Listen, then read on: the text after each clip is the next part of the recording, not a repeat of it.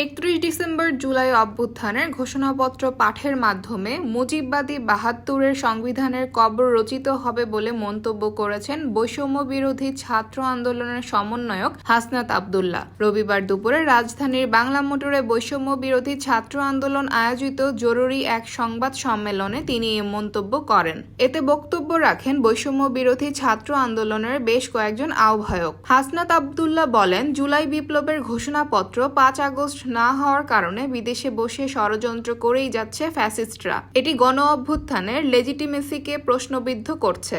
গণ অভ্যুত্থানকে ঘিরে মানুষের যে আকাঙ্ক্ষা সৃষ্টি হয়েছে এবং ৭২-এর সংবিধান যে মানুষ প্রত্যাখ্যান করেছে তার একটি দালিলিক প্রমাণ হিসেবে ৩১ ডিসেম্বর জাতির সামনে মুজিববাদী ৭২-এর সংবিধানের কবর রচিত হবে। নতুন বাংলাদেশ বিনির্মাণে মানুষের আকাঙ্ক্ষা ঘোষণার ৩১ ডিসেম্বর মানুষ শহীদ মিনারে জড়ো হবে।